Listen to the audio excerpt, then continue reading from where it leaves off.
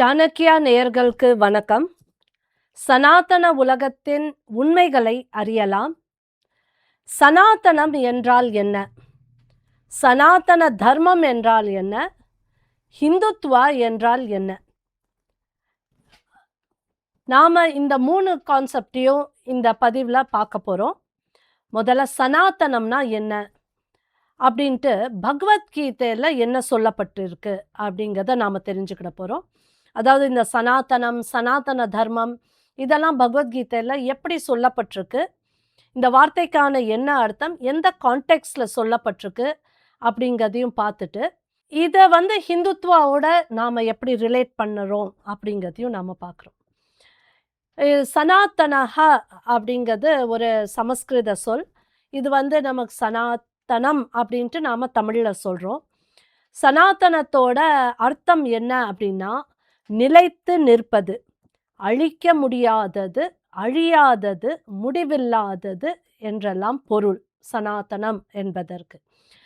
தர்மம் அப்படிங்கிறது நாம ஒன்று கோட் ஆஃப் லா அப்படின்ட்டு எடுத்துக்கலாம், சட்ட விதிகள் அப்படின்ட்டு எடுத்துக்கலாம், இல்லாட்டி அதை கடமை அப்படின்ட்டு நம்ம எடுத்துக்கிடலாம்.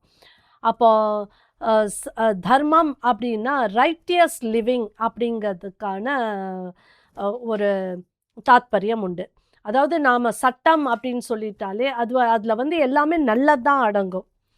தவறு செஞ்சால் தண்டனை, நல்லது செஞ்சால் நல்லது அப்படிங்கிற கோட்பாடு தான். அப்போ ரைட்டியஸ் லிவிங், அறம் நிறைந்த வாழ்க்கை அப்படிங்கிற அந்த அறம் தான் தர்மம் அப்படின்ட்டு நம்ம சொல்கிறோம். அப்போ சனாதன தர்மம் அப்படின்னா என்றைக்கும் நிலையாக நிற்கும் அழிக்க முடியாத உண்மைகள், அறம் அப்படிங்க விஷயங்கள், அந்த ரைட்டியஸ் ப்ராக்டிசஸ் அப்படிங்கிறதான் சனாதனமானது. இதுக்கான விஷயத்தை நாம் சொன்னோம்னா, ஒரு சின்ன குறிப்பாக சொல்லணும்னா, பொய் சொல்லாத அப்படிங்கிறோம். இது உலகத்தில் எந்த மூலைக்கு போனாலும் பொய் சொல்லாத அப்படிங்கிறது ஒரு அறம், ஒரு நல்ல செயல், செய்ய வேண்டிய ஒரு தர்மம் அப்படின்னு தான் நம்ம சொல்கிறோம். அப்போது இந்த சனாதன தர்மம் அப்படின்னு நம்ம சொல்கிற விஷயங்கள்லாம் யூனிவர்சல் அப்பீல் கொண்ட ஒரு விஷயமாக தான் இருக்குது. உலகத்தில் எந்த நாட்டுக்கு போனாலும் நம்மளுக்கு இந்த விஷயங்கள் நல்ல விஷயங்கள், இந்த விஷயங்கள்லாம் தவறான விஷயங்கள் அப்படின்ட்டு ஒரு யூனிவர்சல் லான்ட்டு ஒன்று கருதப்படும்ல, அதுதான் இந்த சனாதன தர்மம். அப்போ சனாதன என்ற வார்த்தை பகவத்கீதையில் பல இடங்கள்ல சொல்லப்பட்டிருக்கு. அதில் நாம் இப்போ பார்க்க போகிறது ரெண்டு இடங்கள்ல இந்த சனாதன தர்மனா என்னது, சனாதனம்னா என்ன அப்படின்னு நம்ம முதல்ல பார்க்கலாம். இப்போ பகவத்கீதையில் உள்ள முதல் அத்தியாயத்தில் உள்ள 40வது ஸ்லோகா என்ன சொல்லுதுன்னா, குலக்ஷாய பிரணஸ்யந்தி குலதர்மாக சனாதனாக தர்மே நஷ்டே குலம் கிருத்ஸ்னம் அதர்மோ அபி பவத்யுதா அப்படிங்க இந்த முதல் அத்தியாயத்தில் உள்ள 40வது ஸ்லோகால இதை யார் சொல்றா அப்படின்னா, அர்ஜுனன் பகவான் ஸ்ரீ கிருஷ்ணர் கிட்ட சொல்றார். அதாவது இதுக்கு முன்னாடி என்ன நடக்குது அப்படின்னா, குருக்ஷேத்ரா போருக்கு பாண்டவர்கள் அணியும் கௌரவர்களோட சேனையும் அங்கே குருக்ஷேத்ரா போரில் அந்த போர் களத்தில் நிற்கிறாங்க. அப்போ போர் ஆரம்பிக்கிறதுக்கு முன்னாடி அர்ஜுனன் பகவான் ஸ்ரீ கிருஷ்ணர் கிட்ட என்ன சொல்றார் அப்படின்னா, கிருஷ்ணா, இந்த ரதத்தை கொண்டுட்டு போய் இரு சேனைக்கும் நடுவில் போய் நிறுத்து அப்படிங்கிறாரு. அப்போ அர்ஜுனன் ஓட சாரதி தான், அர்ஜுனனோட இன்னொரு பேர் தான் பார்த்தா. அப்போ பார்த்தனின் சாரதி ரத ஓட்டி என்பதினால் கிருஷ்ணரின் பேர் பார்த்த சாரதி, அர்ஜுனனின் ரத ஓட்டி என்ற பொருள். அப்போ அர்ஜுனனின் வேண்டுகோளின்படி இந்த பார்த்த சாரதி, அர்ஜுனனின் சாரதியான பகவான் ஸ்ரீ கிருஷ்ணர் ரதத்தை ஓட்டி கொண்டு இரு சேனைக்கும் நடுவில் கொண்டு போய் நிறுத்துகிறார். அங்கே அர்ஜுனன் 2 சேனையும் பார்க்குறாரு. பாண்டவர்கள் சேனையும் பார்க்குறாரு, கௌரவர்களின் சேனையையும் பார்க்குறாரு. பார்த்துட்டு அவர் என்ன சொல்கிறார் அப்படின்னா, கிருஷ்ணா என்னால போரிட முடியாது அப்படிங்கிறாரு.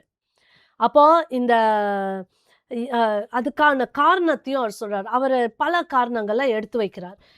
என்னன்னா, "கிருஷ்ணா, இந்த போர் நமக்கு தேவையா? நாம ஒரு காம்ப்ரமைஸா ஏன் போக்கூடாது? காம்ப்ரமைஸா போயிட்டா யாருக்குமே எந்த பாதிப்பும் இல்ல. இந்த பாரு கிருஷ்ணா, எதிர்ல இருக்கிறதெல்லாம் நம்ம உற்றார் உறவினர்கள், என்னோட குருமார்கள், அ ப குடும்பத்தோட மூத்தவர்கள், என் சகோதரர்கள், என் நண்பர்கள், இவங்களெல்லாம் எதிர்த்து நான் போரிடணுமா கிருஷ்ணா? இதெல்லாம் வேண்டாம் அப்படின்னா, நாம வந்து ஒரு சமரசமா போயிட்டா என்ன? இந்த போர நிறுத்திட்டா என்ன? அப்படிங்க ஒரு குழப்பத்துல ஒரு மன சஞ்சலம் அவருக்கு நெறைய இருக்குது. அப்போ இன்னும் அத எக்ஸ்ப்ளைன் பண்றாரு அர்ஜுனன் கிருஷ்ணர் கிட்ட. எப்படியாவது கிருஷ்ணாவ புரிய வச்சிடணும். கிருஷ்ணர் சொல்ட்டார்ன்னா இந்த போர் நின்றும். அப்படிங்கிறதுல, "கிருஷ்ணா, இதுக்கான காரணத்தையும் நான் சொல்றேன் கிருஷ்ணா" அப்படின்ட்டு, அப்பதான் இந்த முதல் அத்தியாயத்துல உள்ள 40வது ஸ்லோகா இங்க வருது. இதுல அவரு எத பத்தி சொல்றாரு அர்ஜுனன் அப்படின்னா, "கிருஷ்ணா, இந்த போரிடுறதுல இந்த பாருங்க நம்மளுக்கு எதிர் அணியில இருக்கிற பலர் வந்து அ மூத்தவர்கள். 2 அணியிலயும் வயதானவங்க இருப்பாங்க. அவங்கலாம் வந்து குடும்பத்துல மூத்தவர்கள்.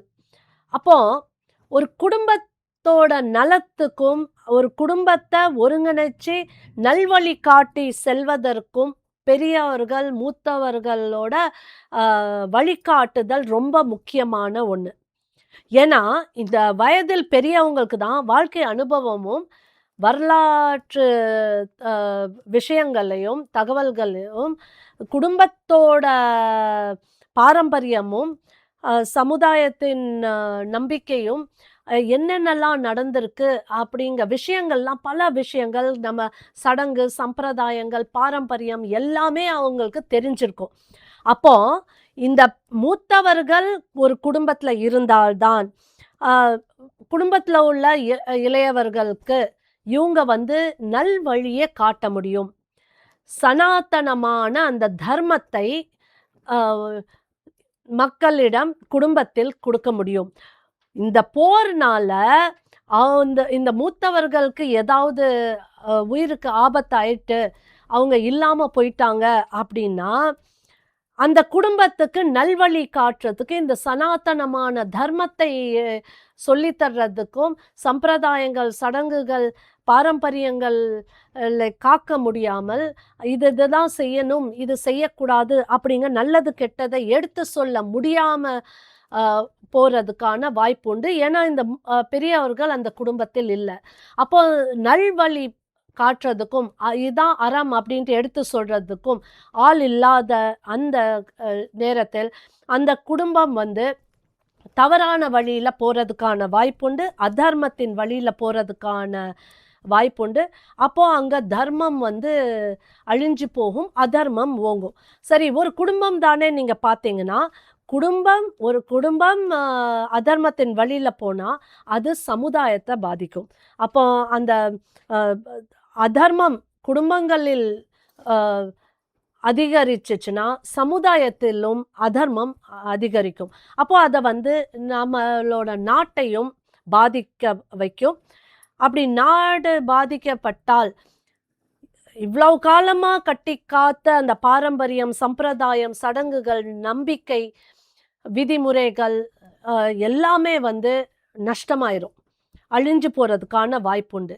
அதனால கிருஷ்ணா, இந்த சனாதனமான தர்மத்தை அ அ நிலைநாட்டுவதற்கு, குடும்பத்துக்கு நல்வழி காட்டுறதுக்கு இந்த பெரியவர்கள், முதியோர்கள் தேவை. அப்போ இந்த தர்மம் நஷ்டமா ஆகாம இருக்கதுக்கு அவங்க உயிரோட இருக்கணும். அப்போ அ இந்த அதர்மம் வந்து சமுதாயத்துல வரக்கூடாது, அ தலை ஓங்கி நிக்கக்கூடாது அப்படின்னா, இந்த பெரியவர்கள் நன்கு அ அறிந்த பெரியவர்கள், நல்வழிய காட்டும் பெரியவர்கள் நம்மளுக்கு சமுதாயத்துல முக்கியம். இந்த நாட்டுக்கு தேவை. குடும்பத்துக்கு ரொம்ப ரொம்ப தேவை. அதனால நாம போரிட வேண்டாம் கிருஷ்ணா அப்படின்ட்டு அர்ஜுனன் கிருஷ்ணரிடம் சொல்றது தான் இந்த இந்த பகவத்கீதையின் முதல் அத்தியாயத்துல உள்ள 40வது ஸ்லோகம். அப்போ இங்க சனாதன தர்மம் அப்படிங்கிற வார்த்தையோட தாத்பரியம் இந்த முதல் அத்தியாயத்தில் உள்ள 40வது ஸ்லோகால பகவத்கீதையில் சொல்லப்பட்டிருக்கதை நம்ம பார்த்துட்டோம்.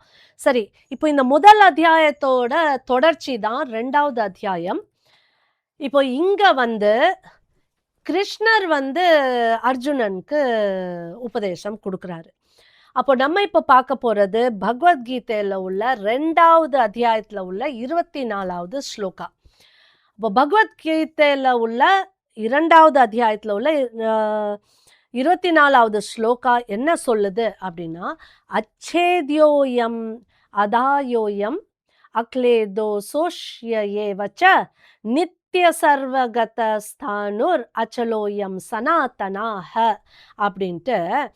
அதாவது பகவான் ஸ்ரீ கிருஷ்ணர் அர்ஜுனன் கிட்ட என்ன சொல்றாரு அப்படின்னா, அர்ஜுனா, நீ இதெல்லாம் பத்தி கவலைப்படாத, நீ உன் கடமைய செய், நீ ஒரு சத்திரியன். உன்னோட கடமை என்ன அப்படின்னா, தேசத்தையும் ராஜ்யத்தையும் மக்களையும் தர்மத்தையும் காக்க வேண்டியதுதான் உன்னோட கடமை. அதை நீ செய்.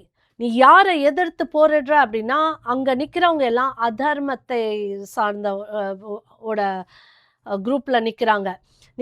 நீ அதர்மத்தை அழித்து தர்மத்தை நிலைநாட்ட வேண்டியதுதான் உன்னோட சத்திரிய கடமை. உன் கடமையிலிருந்து நீ பின்வாங்காத. ஏன்னா நீ சத்திரியன், உன்னோட கடமை தான். நீ இளவரசன், நாட்டையும் மக்களையும் தர்மத்தையும் காக்க வேண்டியது உன்னோட கடமை. சரி, இப்போ நீ என்ன நினைக்கிற? எதிரில் இருக்கிற உன்னோட குருமார்கள், பெரியவர்கள், நண்பர்கள், சகோதரர்கள், உறவினர்கள், இவங்களெல்லாம் எதிர்த்து நீ போரிடுறன்னு தானே நினைக்கிற. எப்படி இருந்தாலும் அவங்களோட உடம்பை எதிர்த்து தான் நீ போரிடுற, அவங்க ஆன்மாவை எதிர்த்து போரிடலை. அப்போ இந்த உடம்பு அப்படிங்கிறது அழியக்கூடிய ஒன்று. The body is perishable, the soul is eternal. அந்த ஆன்மா சனாதனமானது, நித்தியமானது, அதுக்கு அழிவே கிடையாது. ஆன்மா அப்படிங்கிறத எதிர்த்து நீ போரிட முடியாது. நீ அந்த ஆன்மாவை எதிர்த்து போரிடலை, இந்த உடம்பை எதிர்த்து தான் போரிடுற. எப்படியா இருந்தாலும் இன்னைக்கு இல்லாட்டி நாளைக்கு அந்த உடம்பு அழிஞ்சு தான் போகுது. அப்போ நீ என்ன பண்ணுவ? அதனால அந்த ஒவ்வொருத்தருக்கு உள்ள இருக்க ஆன்மாவையும் பாரு, அது நித்தியமானது, சனாதனமானது. அதாவது அமரத்தன்மை பெற்ற, அழியாத்தன்மை பெற்ற ஆன்மா. அது இந்த ஆன்மாவை வெட்ட முடியாது, தீயால் எரிக்க முடியாது, நீரில் கரைக்க முடியாது, காற்றில் அதை உலர்த்த முடியாது. எப்பவுமே ஆன்மா நித்தியமானது, சனாதனமானது அப்படின்னு பகவான் ஸ்ரீ கிருஷ்ணர் அர்ஜுனன் கிட்ட சொல்றாரு. இந்த ஆன்மா ஒரு உடம்பை விட்டு இன்னொரு உடம்புக்கு போகலாம், ஆனா அந்த ஆன்மாவோட தன்மை மாறாது. அந்த ஆன்மா அப்படியே தான் இருக்கும். அதனால நீ கவலைப்படாத அர்ஜுனா, நீ அந்த ஆன்மாக்கு எந்த பாதிப்பும் நீ ஏற்படுத்த மாட்ட. அதனால நீ உன் கடமையை செய், நீ போரிடு அப்படின்னு சொல்றாரு பகவான் ஸ்ரீ கிருஷ்ணர். அதுதான் இந்த 2வது அத்தியாயத்தில் உள்ள 24வது ஸ்லோகா. சரி, இப்போ இந்த ஸ்லோகா எதுக்கு முக்கியமானது அப்படின்னா, நிறைய பேர் இந்த ஹிந்துத்வானா ஏதோ ஒரு கான்செப்ட், இன்னைக்கு ஏதோ முளைச்ச ஒரு கான்செப்ட், ஒரு அரசியல் கான்செப்ட், ஒரு ஏதோ அமைப்பு ரீதியா ஒரு உருவாக்கப்பட்ட ஒரு கான்செப்ட்ன்ட்டு நினைக்கிறாங்க. அப்படி கிடையாது. ஏன்னா இந்த பகவான் ஸ்ரீ கிருஷ்ணர் இப்போ அர்ஜுனனுக்கு இந்த 2வது அத்தியாயத்துல ஒரு மோட்டிவேஷனல் ஸ்பீச் கொடுக்குறாருல, உபதேசம் கொடுக்கறதுல, அர்ஜுனா, நீ எந்திரி, உன்னோட கடமை தர்மத்தை கொண்டு தேசத்தை காப்பதும், தேசத்தை ராஜ்யத்தை காத்து தர்மத்தை காப்பதும், தர்மத்தை காப்பதற்கு அதர்மத்தை அழிப்பதும் என்றெல்லாம் அந்த உபதேசம் கொடுக்கிறார்ல கிருஷ்ணர் அர்ஜுனனுக்கு. இந்த கான்செப்ட் தான் இன்னைக்கு பேரு ஹிந்துத்வா. ஹிந்துத்வாங்கிறது அந்த பேர் அன்னைக்கு இல்லை, குருக்ஷேத்திர போர் நடக்கிறப்போ அந்த பேர் இல்லை, ஆனா அந்த உணர்வு, அந்த தன்மை, அந்த கான்செப்ட், அந்த நோக்கம் ஒரே நோக்கம்தான். சரி, இப்போ இன்னும் சிலர் சொல்லலாம், ஹிந்துத்வா அன்னைக்கு சரி அர்ஜுனனுக்கு கிருஷ்ணர் சொல்றான்னா அது அரசாட்சியா இருந்துச்சு, அரசர்களோட கடமை அப்படின்னு சொல்லலாம். ஆனா நாம இன்னைக்கு இருக்கிறது, நம்மளோட பதில் என்னன்னா, நாம இன்னைக்கு இருக்கிறது டெமோக்ராட்டிக் கண்ட்ரில, ஜனநாயக நாட்டுல. நம்ம பாரத தேசம் ஒரு ஜனநாயக நாடு. அப்போ இங்க வந்து மக்களோட ஆட்சி தான் நடக்குதுங்க. அப்போ மக்களோட பிரதிநிதிகள் தான் அங்க அமைச்சர்களாவோ ஆட்சியாளர்களாவோ உட்கார்றாங்க. அப்போ ஆட்சியாளர்கள் அரசர்கள் கிடையாது. அவங்க தனியா முடிவு எடுக்க முடியாது. மக்களோட முடிவை தான் அவங்க எடுக்கணும். அப்போ இங்க மக்களோட கடமை, ஒவ்வொரு ஆட்சியாளரின் கடமையும் மக்களோட கடமையாக இருக்க வேண்டும். அந்த மக்களோட கடமை என்னது? தேசத்தை காத்து தர்மத்தை காக்க வேண்டும். தர்மத்தை காத்து தேசத்தை காக்க, தர்மத்தை கொண்டு தேசத்தை காக்க வேண்டும் என்றதுதான் சனாதன பூமியில வாழும் பாரத தேசத்தின் அத்தனை குடிமக்களின் உணர்வாக இருக்க வேண்டும். இந்த உணர்வை தான் நம்மளோட ஆட்சியாளர்களும் கடைபிடித்து தேசத்தையும் தர்மத்தையும் காக்கோட கடமை அவங்களுக்கானது இருக்கு என்பதை பகவத்கீதையில பகவான் ஸ்ரீ கிருஷ்ணர் அர்ஜுனனுக்கு சொன்ன அதே உபதேசம் தான் இன்றைக்கும் இருக்கும். இந்த விஷயம் வந்து ஒரு சனாதனமான ஒரு விஷயம் அப்படின்ட்டு சொல்லலாம். It is eternal. ஏன்னா இது நம்ம பார்த்தோம் அப்படின்னா, பாரத தேசம் வேத பூமி, வேதத்தின் சாரம் நம்ம பகவத்கீதை சொல்லப்பட்டது இந்த மகாபாரதத்தை காக்கும் குருக்ஷேத்திர போரில், அதாவது அதர்மத்தை அழித்து தர்மத்தை நிலைநாட்டும் போரில் சொல்லப்பட்டது. அப்போ இந்த மகாபாரதத்துக்கான விஷயம்தான் இந்த ஹிந்துத்வா. பகவான் ஸ்ரீ கிருஷ்ணர் அர்ஜுனனுக்கு கொடுத்த உபதேசம் தான் அவரோட சத்திரிய கடமையை கொண்டு வந்து ஒரு அரசர், ஒரு ஆட்சியாளர், ஒரு இளவரசர் எப்படி இருக்கணும் அப்படின்னா, மீண்டும் சொல்லுகிறேன், தர்மத்தை கொண்டு தேசத்தை காப்பதும், தேசத்தை காத்து தர்மத்தை காப்பதும், தர்மத்தை காத்து அதர்மத்தை அழிப்பதும் தான் ஒரு உண்மையான ஆட்சியாளர், அரசர், ஒரு அட்மினிஸ்ட்ரேட்டருக்கான கடமை அப்படிங்கிறத உணர்த்துகிறார் பகவான் ஸ்ரீ கிருஷ்ணர். இந்த உணர்த்துதல் அப்படிங்கிறதான் இன்னைக்கு நாம சொல்ற வேர்ட் ஹிந்துத்வா. அப்போ சனாதன தர்மம் அப்படிங்கிறது வந்து என்றைக்கும் அழியாதது, அழிக்க முடியாத ஒரு அறம் சார்ந்த தர்மம், கடமைகள் அப்படின்ட்டு இருக்கிறதுல இந்த ஹிந்துத்வாவும் உள்ள அடங்குது. நாம வந்து பல இடத்துல சனாதன ஹிந்து தர்மா அப்படிங்கிறோம். அதை நாம இப்போ தைரியமா சனாதன ஹிந்துத்வ தர்மான்ட்டே சொல்லலாம். ஏன்னா இந்த ஹிந்துத்வா கான்செப்டை பகவான் ஸ்ரீ கிருஷ்ணர் சனாதனத்தின் கடவுளான, அந்த தர்மத்தை கொடுத்த கடவுளான, கலியுகத்துக்கான கடவுள் உபதேசமான பகவத்கீதை கொடுத்த பகவான் ஸ்ரீ கிருஷ்ணர் தான் சனாதன தர்மத்தை கொடுக்குறாரு.